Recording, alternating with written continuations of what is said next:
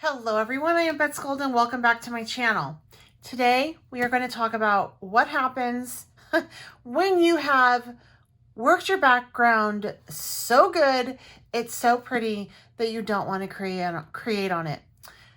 We're going to do that because that's what happened with this background. I am in love with it and there is so very little area that I want to touch on this. So we're going to create a page that'll be standalone where we can honor our beautiful background, but complete the page, if it makes any sense at all. That's why I always encourage you guys not to get overly stressed about your backgrounds because they're just a background and they're going to be covered. So for this, I'm going to be using this Dina Wakley stamp. It is from the Lovely Women set. That's the other one. I love this one. It's my favorite. I'm going to be using some ink, some embossing powder. This right here, Be Radiant, because this is radiant. Like, this is freaking beautiful. So we're going to do that. And we're going to actually emboss today in our art journal. And what I want to do, now, before you start to work on a perfect background that you love, you need to remember what you use to create the background, because the techniques that you use, the mediums that you throw on top of it, may end up muddling it up some. So you really need to think about, what did I use? This was made with Dina Wakley, the glossy ink, the glossy sprays. So it's permanent, it is slick, so I can't use like a Copic marker on it. So I'm going to actually emboss to make this image really stand out. Then I'm going to do this up in some funky contrasting colors. So the background on this is rather cool, even though there's yellow in on it. There's blue and green. It's a cooler one. So I'm going to be pulling in these warm tone colors with my Jane Davenport, the watercolor mermaid pens. Basically, they're watercolor in a brush tip. All right, first thing I need to do is I want to powder my surface where I'm going to be laying down my stamp, because I'm going to be embossing, so I don't want there to be a lot of extra moisture on here. I'm just using my StazOn pigment in black on my girl, and this seems like a good area for that because I don't have as much going on there as I do in the other part of my background. In fact, you guys, I gotta be real. I'm excited when a background is ugly and is too overworked or too underworked, because that means that I can do more on the page. When it's beautiful like this, it's like, oh man, I don't want to touch it. So that's why I never stress out about a background. It's just a background. You don't want to fall in love with your background. I fell in love with this. I fell in love with something that should have been a secondary issue. All right, so let's see here. I'm gonna go ahead and stamp that out. Woo! All right, I lucked out. I didn't redo the image there. So I just want to make sure that I have this nice and permanent. That's why I use the pigment. But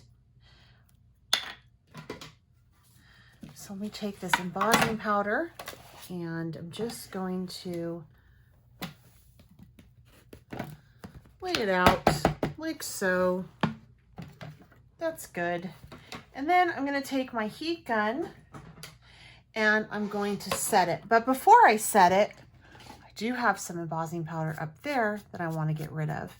So if you have any extra powder, just take a dry bristle, soft bristle brush and take it off. So just going to heat set this. This is nice and embossed. I'm going to go ahead and with my watercolor type brushes, and I'm just going to start to brush through. And this may end up being some crazy colors, which I am totally okay with. I actually might end up throwing something else on this, and if that color is too vibrant, or like if I'm just thinking that it's too dark, I can go in with a wet paintbrush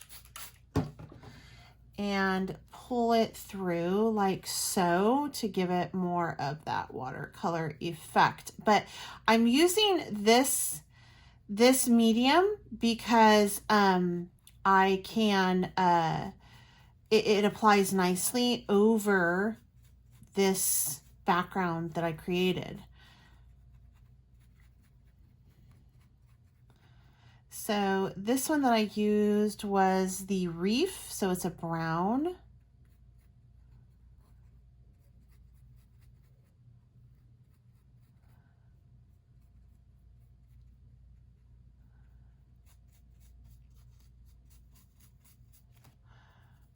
Actually, pull a little bit more out. So I really like how it interacts with the water. It's very pretty.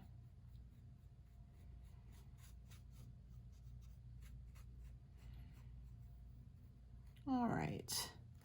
So her face, I'm loving that so far, so good. And now I'm gonna just take and just heat set that a little bit. Now I'm going to color in her lips with Lobster.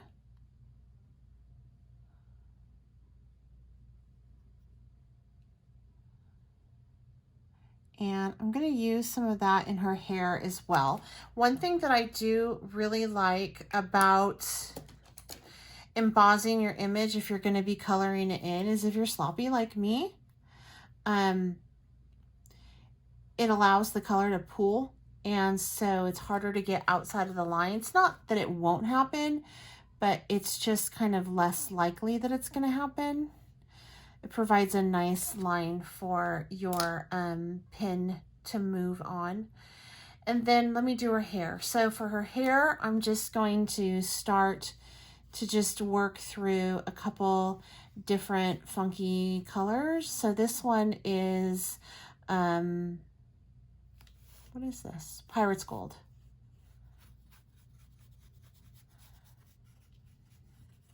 So I'm just gonna lay that down a little bit. And then I'm going to do my next darker color, which is Coral. And I'm gonna pop that in a little bit.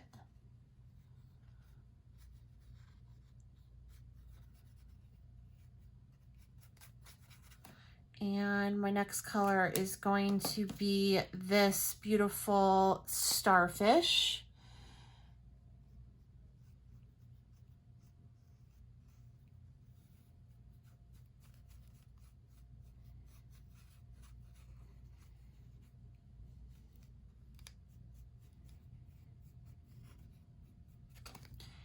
And then finally, I'm gonna pop in some of that Lobster.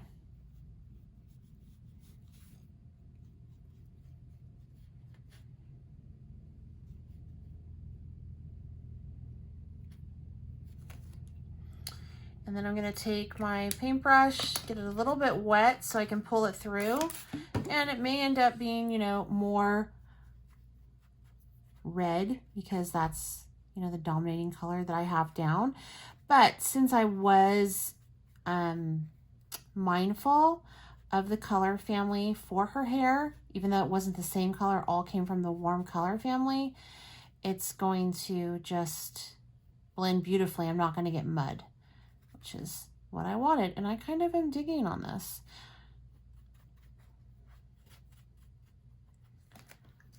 Very cool.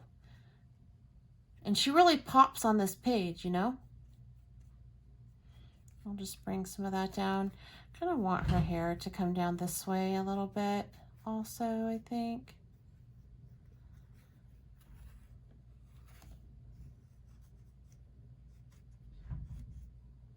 There we go.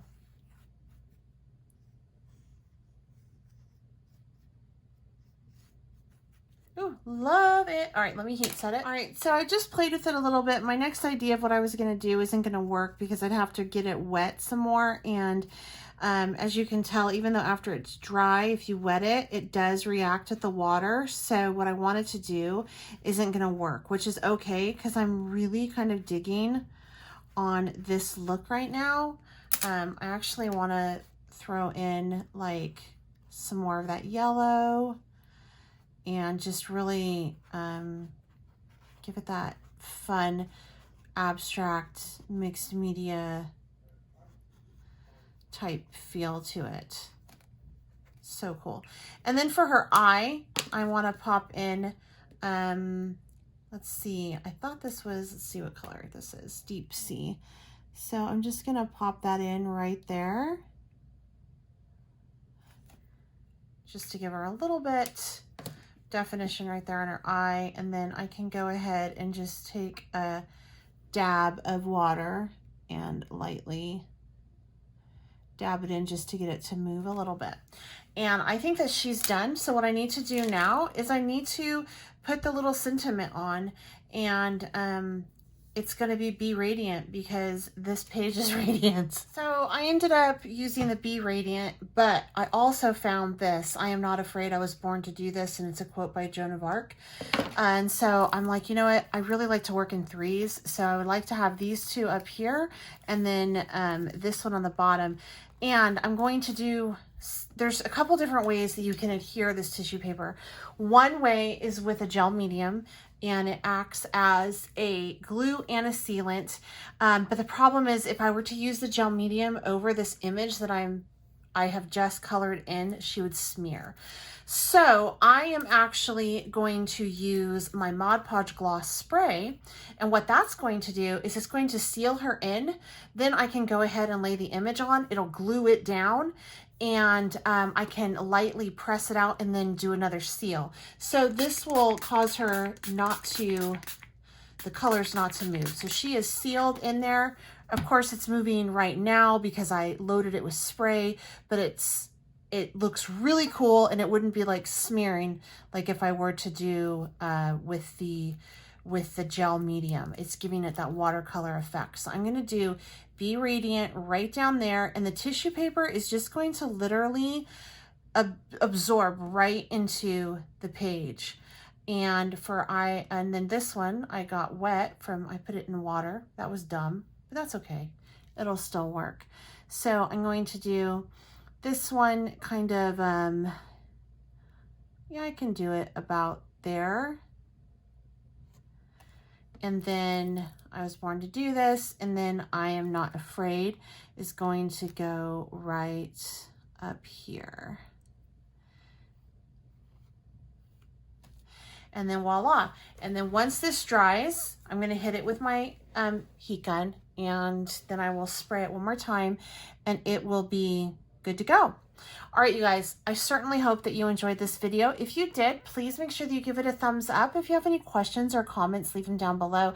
And if you haven't subscribed to my channel, I certainly hope that you do so. I would love to have you join me on this creative journey. Until next time, I'm Bets Golden. Happy crafting.